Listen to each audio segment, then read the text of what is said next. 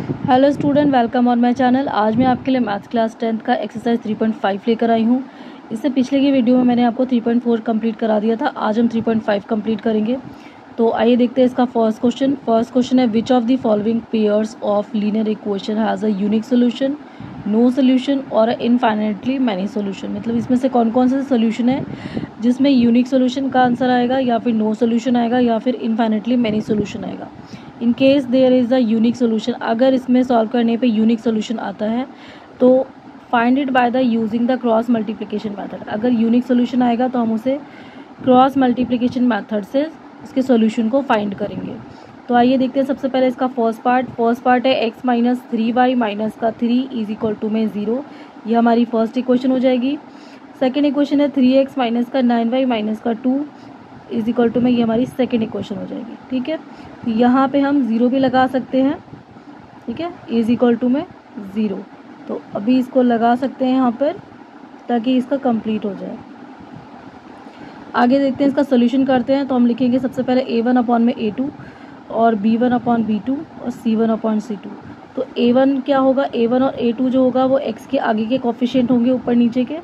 तो इस x के आगे 1 है तो यहाँ पे a1 में हम 1 लिखेंगे, और इस x के आगे 3 है तो इसे a2 कहेंगे, a2 में 3 है तो यहाँ पे लिख देंगे।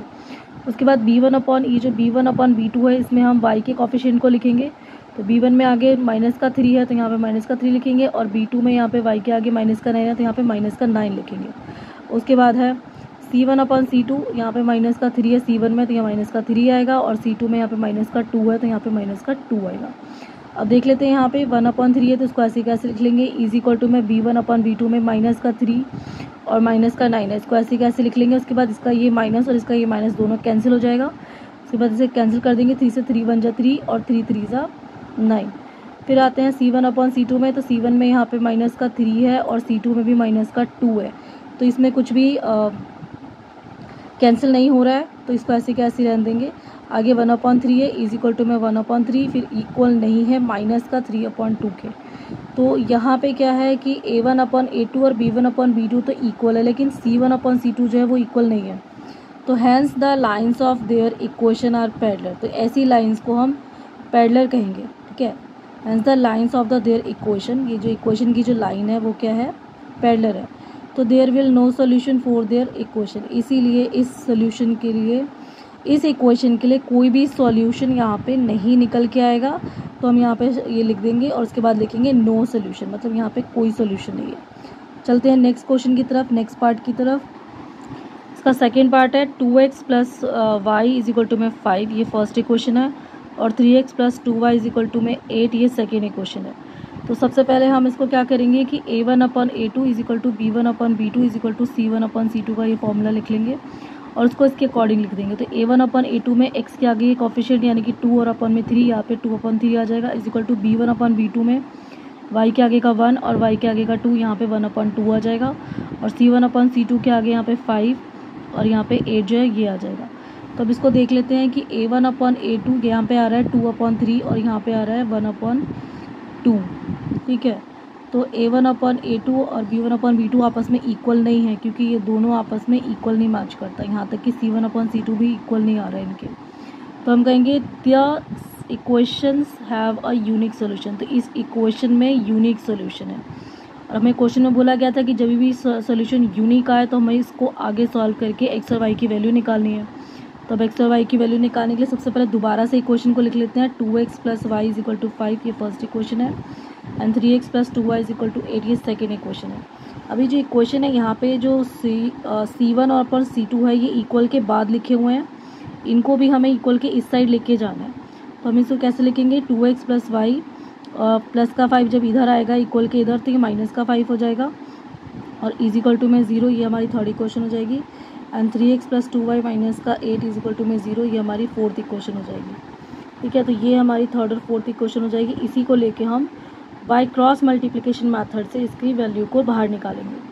तो सबसे पहले देख लेते हैं कि इसमें a1 में क्या है। a1 में ये x के आगे का 2 है, और a2 में क्या है, इस वाले x के आगे का 3 है।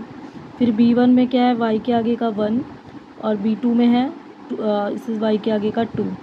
फिर c1 में है माइनस का 5, यहाँ पे माइनस का 5 लिखेंगे, और c2 में यहाँ पे माइनस का 8 है तो माइनस c2 में हम लिखेंगे माइनस का 8।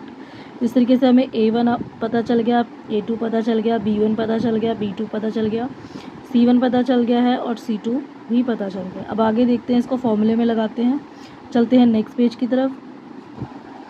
तो यहाँ पे लिख देंगे x के नीचे लिखेंगे B1 मल्टीप्लाई में C2 माइनस का B2 मल्टीप्लाई में C1, फिर इज इक्वल टू में y के नीचे C1 मल्टीप्लाई A2 माइनस का C2 multiply A1 is equal to में 1, इसके नीचे है A1 मल्टीप्लाई B2 माइनस का A2 मल्टीप्लाई B1। तो ये हमारा फॉर्मूला है, ये इसको हम क्रॉस मल्टीप्लिकेशन मेथड का फॉर्मूला बोलते हैं। तो आगे देखते हैं, इसको सॉल्व कर लेते हैं। x अपॉन में यहाँ पे B1 की जगह पे 1 है, 1 लगा देंगे।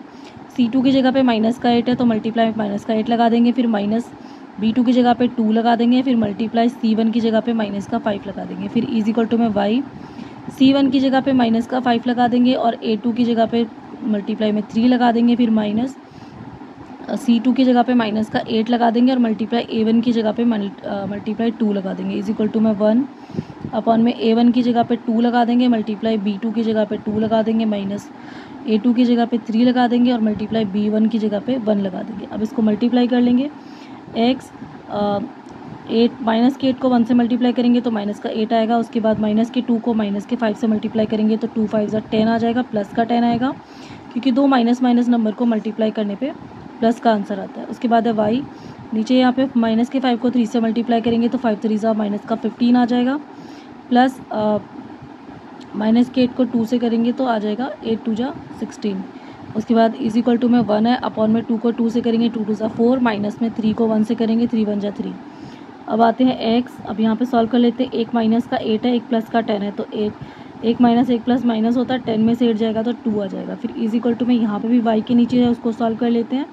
माइनस का 15 है प्लस 16 है, तो 1 माइनस और 1 प्लस माइनस होता है, 16 में से 15 चला गया तो आएगा 1, बड़े नंबर 16 के आगे प्लस का साइन है तो प्लस का 1, फिर 1 अपॉन में 4 में से 3 माइनस करेंगे तो आएगा 1। अब आएगा x upon 2 is equal to में x अपॉन 2 को, जो x की जो वैल्यू है x अपॉन 2, इसको यहाँ पे 1/1 के इक्वल में एक बार रखेंगे, ठीक है। तो x upon 2 is equal to में ये वाला 1/1 रखेंगे इक्वल में, फिर इसको क्रॉस मल्टीप्लाई कर लेंगे। यहाँ पे क्रॉस मल्टीप्लाई, तो x को करेंगे 1 से तो x 1 जा x आ जाएगा, और 2 को 1 से करेंगे तो 2 1 जा 2 आ जाएगा। तो इस तरीके से x की जो वैल्यू है वो 2 आ जाएगी। अब आते हैं y अपॉन 1, इसको भी हमें 1/1 के इक्वल रखना है। तो y upon 1 is equal to 1/1, cross multiply कर लो, y अपॉन 1 मल्टीप्लाई 1/1, y को 1 से मल्टीप्लाई करेंगे तो y आएगा, और 1 को 1 से करेंगे तो 1 1 जा 1 आ जाएगा। तो इस तरीके से y की वैल्यू 1 आ जाती है। तो x की वैल्यू 2 थी तो हम यहाँ पे x की वैल्यू को 2 लिख देंगे, और y की वैल्यू 1 थी तो हम यहाँ पे y की वैल्यू को 1 लिख देंगे, तो हमारा आंसर आ जाएगा। अब चलते हैं नेक्स्ट क्वेश्चन, नेक्स्ट पार्ट की तरफ। पार्ट नंबर 3 है 3x plus 5y is equal to 20, ये हमारी फर्स्ट इक्वेशन है, and 6x plus 10y is equal to 40 हमारी सेकेंड इक्वेशन है। तो इसको पहले a1 upon a2 is equal to में b1 upon b2 is equal to में c1 अपॉन c2 फॉर्मूले के तहत पता लगाते हैं कि ये यूनिक सोल्यूशन है या नहीं है। तो a1 में आएगा ये x के आगे का 3 कोफिशिएंट 3 लिखेंगे, और इस वाले a2 में आएगा नीचे वाले x के आगे का कोफिशिएंट 6, तो यहाँ पे 6 लिख देंगे। उसके बाद है b1 में आएगा 5, y के आगे कोफिशिएंट 5 लिख देंगे, और इस वाले y के आगे का 10 आएगा कोफिशिएंट b2 में, इज इक्वल टू में यहाँ पे 20, और नीचे आएगा ये वाला 40। इसे कैंसिल कर देंगे, 3 1 जा 3, 3 2 जा 6, तो 1/2 ये आ जाएगा। फिर 5 1 जा 5, 5 2 जा 10, तो यहाँ पे 1/2 आ जाएगा। और ये 0 से 0 कैंसिल कर देंगे, 2 1 जा 2 और 2 2 जा 4, ये भी कैंसिल हो जाएगा, तो 1/2 आ जाएगा। तो यहाँ पे जो है तीनों में, यानी कि a1 अपॉन a2 बराबर है b1 अपॉन b2 और बराबर है c1 अपॉन c2 के। तो इसको हम क्या कहेंगे, this equation has infinitely many solution, इस इक्वेशन का इन्फिनिटली मेनी सोल्यूशन है। तो इसीलिए इसके हम आगे के सोल्यूशन नहीं निकाल सकते, क्योंकि इसमें यूनिक सोल्यूशन आया ही नहीं है, तो इसको ऐसे ही छोड़ देंगे। चलते हैं इसके फोर्थ पार्ट की तरफ। इसका फोर्थ पार्ट है x minus 3y minus 7 is equal to में 0, ये इसका पहला इक्वेशन हो जाएगा। And 3x minus 3y minus का 15 इज इक्वल टू 0, ये इसका सेकेंड इक्वेशन हो जाएगा। अब इसको चेक कर लेते हैं कि यूनिक सोल्यूशन है कि नहीं है। तो लिखेंगे a1 अपॉन में a2 इक्वल है b1 अपॉन b2 अपॉन है इक्वल है c1 अपॉन c2 के।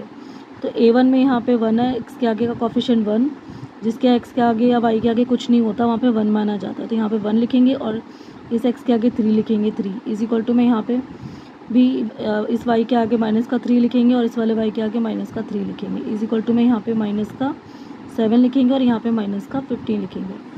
अब इसको सॉल्व करेंगे, देखते हैं कि कुछ कैंसिल होता है कि नहीं होता। तो ये 1/3 तो कैंसिल नहीं होता, तो इसको ऐसे ही कैसे लिख लेंगे।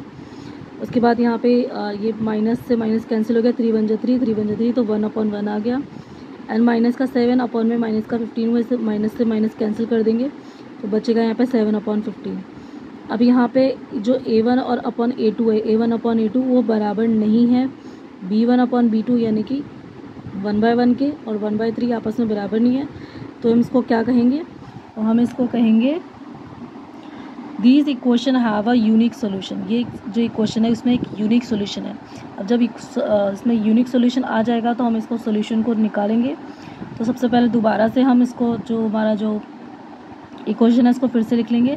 x - 3y - 7 = 0, ये फर्स्ट इक्वेशन होगी, और 3x - 3y - 15 = 0, ये सेकेंड इक्वेशन होगी। अब इसको बाय मल्टीप्लिकेशन मेथड से सॉल्व करेंगे, क्रॉस मल्टीप्लिकेशन मेथड से सॉल्व करेंगे। तो यहाँ पे हम यहाँ पे क्रॉस लिख लेते हैं ताकि हमसे कोई गलती ना हो। तो बाय क्रॉस मल्टीप्लिकेशन मेथड, ठीक है। अब इसको सॉल्व कर लेते हैं। करने के लिए पहले a1 और a2 कौन है ये पता लगा लेते हैं। तो a1 में = में x के आगे का 1 आएगा तो लिख लेंगे 1। a2 में ये इस वाले x के आगे का 1 आएगा तो 3 आएगा, तो यहाँ पे 3 लिख लेंगे। फिर b1 में है ये वाला -3, तो -3 लिख लेंगे। और b2 में भी -3 है तो -3 लिख लेंगे। c1 में यहाँ पे -7 है तो -7 लिखेंगे, और c2 में यहाँ पे -15 है तो -15 लिख लेंगे। अब इसको सॉल्व कर लेंगे। सॉल्व करने के लिए सबसे पहले फॉर्मूला लिख लीजिए, x अपॉन में b1 मल्टीप्लाई c2 माइनस में b2 मल्टीप्लाई c1, फिर = में यहाँ पे है y और डिवाइड में है c1 मल्टीप्लाई a2 माइनस में c2 मल्टीप्लाई a1। उसके बाद = में 1 अपॉन में a1 मल्टीप्लाई b2 माइनस में a2 मल्टीप्लाई b1। अब इसको लिख लेते हैं, b1 और c2 के जो नंबर्स हैं यहाँ पर इनको इसकी जगह पे लिख लेते हैं। तो x डिवाइड में यहाँ पे b1 की जगह पे -3 लिख लेंगे, मल्टीप्लाई यहाँ पे b1 की जगह -3 है इसको लिख लेंगे। उसके बाद मल्टीप्लाई में c2 है तो c2 में -15 है तो -15 लिख लिया। फिर माइनस का b2 है तो b2 में यहाँ पे -3 है तो -3 लिख लिया। उसके बाद मल्टीप्लाई c1 में यहाँ पर कितना है, c1 में -7 है तो -7 लिख लेंगे। = में यहाँ पे y है, y के नीचे भी है यहाँ पर c1 में -7 है तो -7 लिख लेंगे। मल्टीप्लाई a2 में यहाँ पर है 3 तो यहाँ पे 3 लिख लेंगे। फिर माइनस लगा के उसके बाद c2 में -15 है तो -15 मल्टीप्लाई a1 में यहाँ पे 1 है तो यहाँ पे 1 ले लेंगे। = में 1 अपॉन में फिर यहाँ पे a1 मल्टीप्लाई b2 लिखा है तो a1 में यहाँ पे 1 है तो यहाँ पे 1 लिखेंगे। मल्टीप्लाई b2 में कितना -3 है तो -3 लिख लेंगे। फिर माइनस a2 लिखा है तो a2 की जगह पे -3 लिख लेंगे, यहाँ पे a2 की जगह पे 3 लिख लेंगे। ये जो माइनस है ये क्वेश्चन का माइनस है, ठीक है। उसके बाद मल्टीप्लाई b1 में यहाँ पर है -3 तो यहाँ पे -3 लिख लेंगे। अब इसको मल्टीप्लाई कर लेंगे तो x अपॉन में यहाँ पे 15 3 = 45, 2 माइनस मल्टीप्लाई हो जाएगा तो प्लस का हो जाएगा 45। उसके बाद यहाँ पर माइनस का साइन है, माइनस का साइन ले लो। फिर 3 7 = 21 आ जाएगा, 2 माइनस मल्टीप्लाई होके प्लस का 21, लेकिन साइन ये वाला बीच में इसका जो है माइनस आ जाएगा। = y के नीचे जो है इसको मल्टीप्लाई कर लेंगे। माइनस का 7 3 = 21, माइनस का 21 आ जाएगा। फिर यहाँ पे माइनस आ जाएगा, फिर माइनस का 15 को 1 से करेंगे तो -15 = 1 अपॉन में 3 को 1 से करेंगे -3 1 = 3, फिर 3 को 3 से करेंगे तो 3 3 = 9 तो प्लस का 9 आएगा क्योंकि 2 माइनस का 3 है, दोनों माइनस को मल्टीप्लाई करेंगे तो प्लस का आ जाएगा। उसके बाद x अपॉन में 45 में से 21 माइनस करेंगे तो 24 आ जाएगा। = में y माइनस का 21 है और यहाँ पे 2 माइनस प्लस का हो जाएगा 15, तो 1 माइनस और 1 प्लस माइनस हो जाएगा। 21 में से 15 माइनस करेंगे तो माइनस का 6 आंसर आएगा क्योंकि बड़े नंबर के आगे माइनस है। फिर = में यहाँ पे 1 और ये माइनस का 3 है, प्लस का 9 है, तो 1 माइनस और 1 प्लस माइनस होता है, 9 में से 3 जाएगा तो 6 आ जाएगा। बड़े नंबर के आगे प्लस है तो प्लस का आएगा साइन। उसके बाद हम देख लेते हैं नेक्स्ट क्रॉस का मल्टीप्लाई करके x अपॉन 24 को मल्टीप्लाई करेंगे 1/6 से, तो x अपॉन 24 इक्वल में लिखेंगे 1/6। उसके बाद क्रॉस मल्टीप्लाई कर लेंगे तो 6 को x से करेंगे, या 6 को x से करेंगे तो आ जाएगा 6x, और = 24 को 1 से करेंगे तो 24 आ जाएगा। फिर लिखेंगे 6x = में 24, फिर x यहीं छोड़ देंगे, = 24 अपॉन में ये 6 इसके नीचे आ जाएगा। इसे कैंसिल कर लेंगे, 6 1 = 6, 6 4 = 24, तो x की वैल्यू आ जाएगी 4। अब आते हैं नेक्स्ट y की तरफ। तो यहाँ पे y अपन में माइनस का 6 है, इसको भी हम इसके अकॉर्डिंग यानी कि इसके इक्वल में यानी कि 1/6 के इक्वल में लिख लेंगे, क्योंकि हमें y की वैल्यू निकालनी है। तो y अपन में माइनस का 6, क्योंकि यहीं पर हम क्रॉस मल्टीप्लिकेशन करते हैं लास्ट में। तो y अपन में माइनस का 6 के इक्वल को लिखेंगे 1/6 को। y अपन माइनस का 6 इक्वल 1/6, क्रॉस मल्टीप्लाई कर देंगे। 6 को y से करेंगे तो आ जाएगा 6y is equal to minus के 6 को 1 से करेंगे तो माइनस का 6 आ जाएगा। फिर y is equal to minus का 6 और अपॉन में 6 कैंसिल कर देंगे तो आ जाएगा माइनस का 1। तो यहाँ पे x की वैल्यू आ जाएगी 4 और y की वैल्यू आ जाएगी माइनस का 1। तो इस तरीके से हमने जो एक्सरसाइज 3.5 का फर्स्ट क्वेश्चन के 4 पार्ट थे, चारों का सोल्यूशन कर लिया है। आई होप बच्चों को ये वीडियो बहुत पसंद आई होगी। मिलते हैं नेक्स्ट वीडियो में नेक्स्ट क्वेश्चन के साथ। तब तक के लिए मेरे चैनल को सब्सक्राइब कर लीजिए, मेरी वीडियो को लाइक शेयर कमेंट कर दीजिए। Thank you.